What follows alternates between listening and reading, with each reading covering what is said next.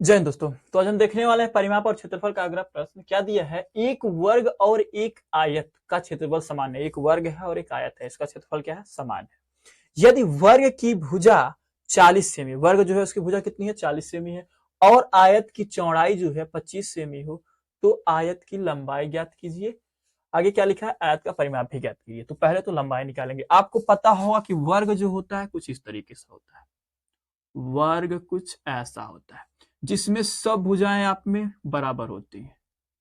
और कितना भुजा दिया है, वर्ग की एक भुजा कितना दिया, 40 सेंटीमीटर। मतलब वर्ग का अगर एक भुजा 40 सेंटीमीटर, तो ये भी 40 होगा, ये भी 40 होगा, और ये भी 40 होगा। मतलब सब भुजाएं कितनी है, 40-40 सेंटीमीटर। अब क्या है, वर्ग का और आयत का क्षेत्रफल बराबर है। तो पहले तो हम इसका क्षेत्रफल निकाल लेते हैं। ये क्या है, आपका वर्ग है। तो वर्ग का क्षेत्रफल क्या, वर्ग का क्षेत्रफल, क्षेत्रफल वर्ग का क्षेत्रफल कैसे निकालेंगे बताइए जरा। वर्ग का ये फल, ठीक है, वर्ग का क्षेत्रफल। वर्ग का क्षेत्रफल वाला फार्मूला क्या होता है, तो वर्ग का क्षेत्रफल और क्या होता है, भुजा स्क्वायर। क्या होता है, भुजा स्क्वायर, या फिर भुजा गुणे भुजा। तो वर्ग का क्षेत्रफल जब हम निकालेंगे तो भुजा एक कितनी दी है, 40 सेंटीमीटर। तो मतलब 40 जब दिया है तो 40 का स्क्वायर, मतलब 40 का स्क्वायर कितना होगा, 40 गुणे 40 कितना होगा, कितना होता है जरा। 2 जीरो है तो 2 जीरो लगाइए, 4 चौक 16, कितना आ गया, 1600 सेंटीमीटर स्क्वायर।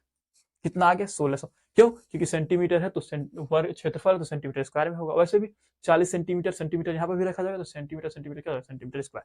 तो गुणा करने पे आपका 1600 सेंटीमीटर स्क्वायर हो गया। तो ये जो है आपका वर्ग का क्षेत्रफल हो गया। लेकिन पहले लाइन में क्या कहा है, एक वर्ग और एक आयत का क्षेत्रफल क्या है, समान है। मतलब क्या है, आयत का जो क्षेत्रफल है, आयत का जो क्षेत्रफल है, क्षेत्रफल वो क्या है, बराबर है वर्ग के क्षेत्रफल के। किसके, वर्ग का क्षेत्रफल जो है, वर्ग का क्षेत्रफल जो आयत का क्षेत्रफल है वर्ग के क्षेत्रफल के बराबर है। तो आपको पता होगा वर्ग का क्षेत्रफल कितना है, बताइए जरा। वर्ग का क्षेत्रफल, वर्ग का क्षेत्रफल कितना निकाले हमने, 1600। तो यहाँ पे लिख दिए 1600, लिख दिया हमने। यहाँ बराबर है तो बराबर। अब बताइए आयत का क्षेत्रफल क्या होता है। तो आपको पता होगा आयत का क्षेत्रफल और फार्मूला, आयत का क्षेत्रफल क्या होता है, लंबाई गुणे चौड़ाई, यही होता है। आयत का क्षेत्रफल लंबाई गुणे चौड़ाई। तो जब आयत का क्षेत्रफल क्या होता है, लंबाई गुणे चौड़ाई, तो यहाँ पे रख दीजिए लंबाई गुणे चौड़ाई। क्या, लंबाई गुणे चौड़ाई। आपको एक चीज पता होगा, आयत की चौड़ाई कितनी दी, 25। तो चौड़ाई की जगह ही 25 लिख दीजिए। अब बचा इधर लंबाई, तो लंबाई ऐसे रहने दीजिए, क्योंकि यह तो निकालना है। अब बराबर 1600 है तो बराबर 1600। चलिए ठीक है। अब इधर लंबाई निकालना, तो इसको हटाना पड़ेगा। तो इधर आएगा तो कहाँ जाएगा, नीचे में। इसके क्या होगा, नीचे में आएगा। इधर गुणे में तो इधर भाग में होगा। चलिए अब काटते हैं, कितना बार में कटेगा, 25 छका 150 हो जाएगा। 25 छका 150 हुआ, 6 आया। बचा कितना, 10 बचा। 60, 160 है, 10 बचा, फिर एक जीरो हो जाएगा, 100 हो जाएगा। तो 25 चौका 100। कितना आ गया यहाँ से, लंबाई जो है आपका, लंबाई आ गया 64। सेंटीमीटर में है तो सेंटीमीटर ये भी आएगा आपका 64 सेंटीमीटर। तो आपका जो लंबाई निकल के आया, आयत का लंबाई कितना आया, 64 सेंटीमीटर। तो ये तो हो गई आपकी आयत की लंबाई। क्या हो गई, आयत की लंबाई कितनी हो गई आपकी, 64 सेंटीमीटर। ये आपका आयत का लंबाई हो गया। चलिए ठीक है। लेकिन आगे भी क्या कहा, आयत का परिमाप भी ज्ञात करिए। तो आयत का परिमाप वाला फार्मूला बताइए जरा। तो आप कहेंगे कि आयत का जो परिमाप होता है, आयत का जो परिमाप होता है, क्या परिमाप, ये होता है आपका 2 कोष्टक में लंबाई प्लस चौड़ाई। क्या होता है, लंबाई प्लस चौड़ाई। जब आयत का परिमाप निकालने वाला फार्मूला होता है 2 कोष्टक में लंबाई प्लस चौड़ाई, तो आपको लंबाई इधर दिख रही है, चौड़ाई प्रश्न में दिया ही था, तो रख दीजिए ना। 2 कोष्टक में लंबाई रखना मतलब 64। चलिए ठीक, प्लस है तो प्लस, और चौड़ाई तो आपका दिया ही था, कितना दिया था आपका चौड़ाई, 25। यहाँ पर भी देख रहे हैं आप, चौड़ाई 25 रखे हैं और लंबाई कितनी है, 64 है, तो 25 आप रख दीजिए। 25 रखें, अब सॉल्व करते हैं। 2 हो गया, इसको जोड़ते हैं, यहाँ कोई चिन्ह नहीं तो गुणे का चिन्ह, इसको जोड़ते हैं। तो 5 4 9 हो जाएगा, और 6 2 8 हो जाएगा। चलिए अब गुणा करते हैं। 2 9 18 के 8 हासिल 1 हो जाएगा। 2 9 18 के 8 हासिल 1 हो गया। 2 8 16 और 1 17 कितना हो गया 178। क्या है परिमाप है, तो परिमाप जो है सेंटीमीटर में ही रहता है। ठीक है, तो यही इसका आंसर हो जाएगा। आपका आयत की लंबाई जो हो जाएगी 64 सेंटीमीटर हो जाएगी, आयत की लंबाई पूछा है, और आयत का जो परिमाप हो जाएगा 178 सेंटीमीटर हो जाएगी। ठीक है, तो आशा करते हैं ये प्रश्न आपको समझ में आ गया होगा। एक तार 10 सेमी भुजा वाले वर्ग के आकार की है। यदि तार को दोबारा मोड़कर एक 12 सेमी लंबाई वाला आयत बनाया जाता है तो इसकी चौड़ाई ज्ञात कीजिए। किसका क्षेत्रफल अधिक होगा, वर्ग का या फिर आयत का? चलिए इसके लिए क्या कहा है, एक तार जो है 10 सेमी भुजा वाले वर्ग के आकार की। अच्छा एक बात बताइए, एक तार है जिसकी भुजा 10 सेमी है, तो पहले तो बाबू हम ये पता कर लेते हैं तार की लंबाई कितनी है या फिर परिमाप। जैसे बात करें तो आपका वर्ग जो दिया है, वर्ग है, भुजा कितना है, तो वर्ग के एक भुजा कितनी दी है, आपका वर्ग का भुजा, भुजा कितना दिया वर्ग का जो है 10 सेमी, कितना दिया 10 सेमी। अच्छा बताइए जब वर्ग का भुजा 10 सेमी दिया तो अब निकालना क्या, पहले तो हम इसकी वर्ग का भुजा दिया, अब बताइए जरा वर्ग का भुजा मतलब एक तार जो है ना उसका जो एक कोना है, जैसे मान लें कि अगर ये वर्ग है, ऐसा कुछ ये वर्ग है, ये क्या है आपका वर्ग, सब भुजाएं बराबर होंगी, याद रखिएगा ये भुजा ये भुजा ये भुजा ये भुजा, सब भुजाएं बराबर होंगी तब वो वर्ग होगा। ठीक है, ये क्या है, यहाँ पे जो भुजा है क्या दिया, एक तार 10 सेमी भुजा वाले वर्ग का, मतलब क्या है कि 10 सेमी सब है, 10 10 सेमी क्या है सब है, ये 10 10 सेमी भुजा वाला सब है बाबू, 10 10 सेमी। ठीक है, प्रश्न क्या कह रहा है, अब बताइए जरा, इसी से क्या कर दिया जा रहा है, यदि तार को दोबारा मोड़कर एक 12 सेमी लंबाई वाला आयत बनाया जाए। इस तार को क्या किया जा रहा है, मोड़ के फिर जो है एक आयत बनाया जा रहा है। क्या बनाया जा रहा है, आयत। आयत कैसा होता है, कुछ आयत ऐसा होता है, आपको पता होगा कि आयत कैसा होता है, ऐसा होता है आयत।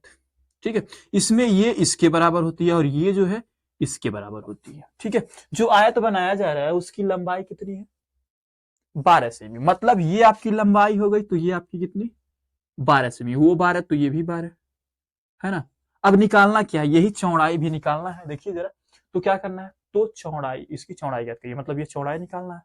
पहले हम क्या करेंगे, पहले ये तो पता कर लें कि ये तार कितना बड़ा है, मतलब बताइए जरा ये तार कितना बड़ा है, एक भुजा 10 है, दूसरा भी 10, तीसरा भी 10, तो कितना हो जाएगा, तो उसका परिमाप निकालेंगे। तार की लंबाई वैसे भी, तो तार की लंबाई कैसे पता चलेगी, तो आप जोड़ सकते हैं 10 10 20 10 30 10 40। अब ऐसे भी आप लोगों को फार्मूला पता होगा कि अगर देखा जाए तो तार की लंबाई, तार की लंबाई, या फिर एक चीज और कह सकते हैं, तार की लंबाई, या फिर ये कह सकते हैं कि वर्ग का परिमाप, परिमाप।